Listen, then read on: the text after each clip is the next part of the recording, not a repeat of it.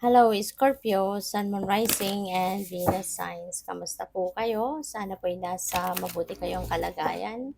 Welcome back po sa Star Tarot. At kung bago kayo dito, welcome din po kayo. Please subscribe, like, share my videos, and leave me a comment kung nakaresonate po kayo. So, first message ni Scorpio, we have discernment. Sabi dito, all is not what it seems. Stay true to your knowing. Keep your dreams a secret. Okay? So, maaari, no, na ang iba sa inyo rito is being advised, no, na hindi lahat ng nakikita mo, hindi lahat ng nakikita ng mata mo, yun na yun. Katulad ng kunyari sa tao, 'di ba? Hindi lahat ng pinapakita ng tao sa'yo, yun na yun. For sure, there is something underneath pa na hindi mo pa nakikita, hindi mo pa na masyado nakikilala yung tao, yung ganon. Kaya, ang lesson dyan, dapat hindi nagtitiwala agad-agad, no? Sa kanino man, wag na wag kang magbibigay ng 100% na trust. Lalo-lalo na sa panahon ngayon na maraming manloloko, maraming mambubudol na sa ngayon, 'di ba? Kaya importante na um, maging observant ka, maging vigilant ka para alam mo 'yun, maiwasan mo na mabudol ka. At isa pa, be discerning, no? At gamitin mo din yung sarili mong judgment. Do not rely on other people's judgment. Yun ang susundin mo. Hindi, no? Use your own discernment and judgment. Kasi ikaw yung mas nakakaalam, no? Kung ano yung gusto mo, kung ano sa tingin mo yung mabuti, tama, dapat, yung ganyan, 'di ba? So you need to be discerning.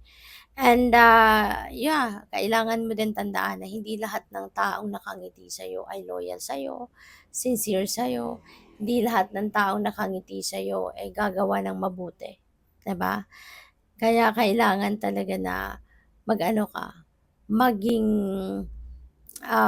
lakasan mo ang inyong radar. Ayan, yan ang pinakamahalaga. Kasi when you are tuning into your intuition, for sure, you will not be in a place na ikakasama mo. Kasi yung intuition natin, no, galing yan sa divine. Impormasyon yan na galing sa universe. And it for sure, it will lead you towards the right person, towards the right path, diba? Yung mga ganyan. So, sabi din dito, keep your dreams a secret. Ayun, yung mga pangarap mo. Just keep it close to your heart or anything na mahalaga sa'yo. Plano, pangarap, mga heart desires mo. Just keep it close to your heart. Kasi yun nga, ang dami-dami ng maluloko sa ngayon. 'Di ba? Baka mamaya may makwentuhan ka tapos unahan ka pa, gawin kung ano man yung plano mo, 'di ba? Tapos, in the end, ikaw na ngayon yung magiging masama kasi kapag ikaw na yung ready ng gawin ang mga bagay na pinapangarap mo, pinagpaplanuhan mo, ikaw na yung lalabas ngayon na nagkopya, 'di ba? So we have healer. Ayan, so you may be a healer, Scorpio. Sabi dito, you have powerful healing gifts. Ayan, so baka ang iba sa inyo hindi nyo pa alam, no, na you are a healer. So ngayon, if this message resonates with you, then this message is for you talaga.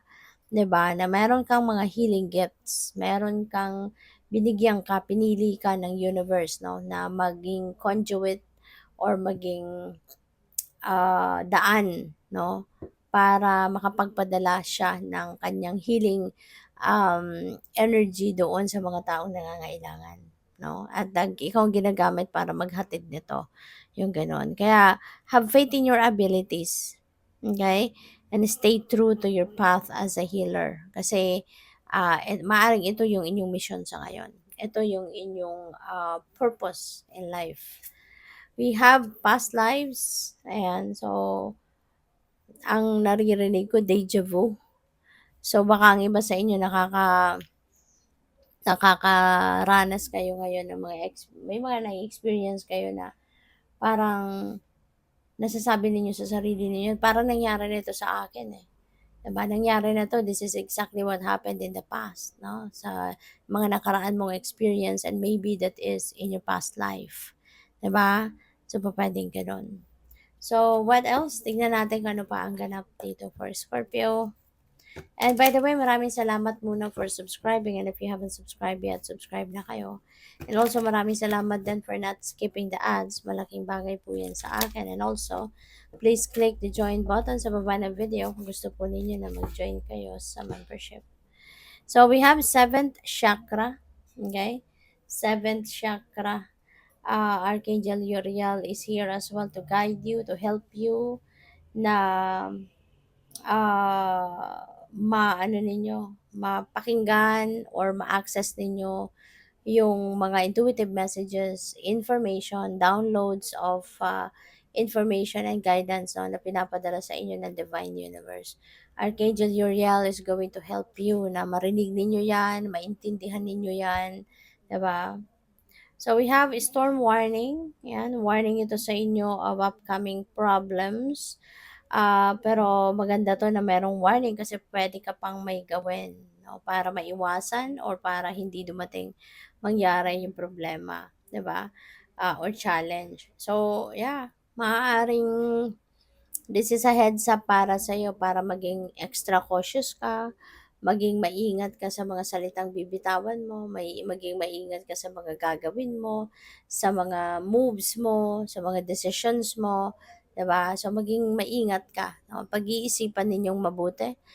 Consider different things na that may affect, 'di ba, you sa mga gagawin mong susunod. Okay? Para na maiwasan mo pa kung ano man ito. So, what else? We have Angel of Love. Ayan. So, maaari, no, ng iba sa inyo dito, Scorpio, is, siguro parang nakamove on na ang iba. Baka kayo ay galing sa heartache, sa heartbreak, galing kayo sa failed relationship, at ngayon, maaaring, ano na kayo, nakapaghilom na, maaaring, ano na, nakakalagpas na, kumbaga, doon sa challenging situation na ito, you know. So, yun, pamaari din ng iba sa inyo, um, maaaring ang iba sa inyo sa ngayon, mas pinipili or ipaprioritize ninyo yung pagmamahal ninyo sa inyong sarili over anyone or over anything. No? This could be self-love din, no? Na maaaring pagpo-focusan ninyo more sa ngayon. So, tignan natin kung ano pa ang ganap.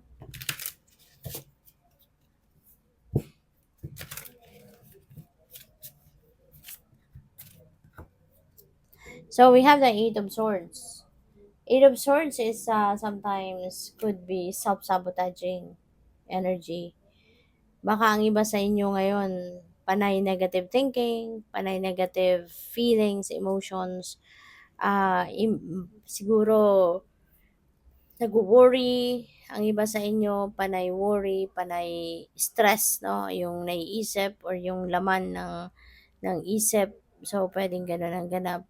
Kaya naman, um, siguro sa ngayon, kailangan talaga, no, na pupuwedeng pag-isipan muna ninyong mabuti din ano na ang nangyayari sa buhay mo, 'di ba? Kailangan na siguro sa ngayon na i-evaluate, 'no, yung inyong sarili, i-evaluate yung mga nangyayari, sa buhay ninyo sa ngayon, 'di ba?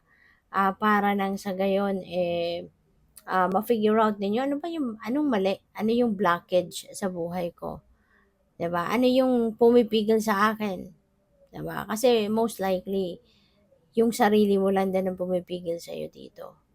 Baka natatakot ka, baka nai-stress ka ng bonggang-bongga, nagdududa ka sa kakayanan mo, yung mga gano'n. Kasi kahit maganda yung plano mo, 'di ba? If you are fearful, kung you are scared, you are not sure kung kaya mong gawin, panindigan or whatever, no, yung gusto ninyong gawin, di wala din mangyayari, di ba? So, maybe it's about time na for you to examine yourself. Okay? Tignan mo ano nangyayari, anong kalagayan mo sa ngayon, saan ka nang gagaling, ano ba ang gusto mong puntahan. So, what is happening right now? 'Di ba? Papaano mo ina-approach kayo ng buhay? So, we have the Knight of Pentacles. Ayan. So, si Knight of Pentacles, nag-iisip, 'di ba? Nag-iisip, nagdidiskarte, hindi siya basta-bastang umaaksyon sa mga bagay na hindi niya pinag-isipan, hindi niya pinag-aralan yung gano'n. Kaya feeling ko ito yung dapat ninyong gawin, Scorpio. For those of you na merong, alam mo yun, yung merong ganitong energy, no, na parang hindi ka makausad kasi restricted ka. So, yun, maybe you need to examine yourself talaga bago kayo magdesisyon, bago kayo mag-take action. So, we have the Hierophant. Ayan. So, si Hierophant could be, baka ito yung kailangan mo. Maybe you are seeking for someone, you're looking for someone na makakatulong sa'yo na maging mas malinaw ang isip mo, magkaroon ka ng enlightenment, magkaroon ka ng, mahanap mo yung clear path, 'di ba? So maybe you are going to ask for advice, no, from someone na katulad ni Hierophant. So good luck. Thank you for watching Love and Light. Namaste.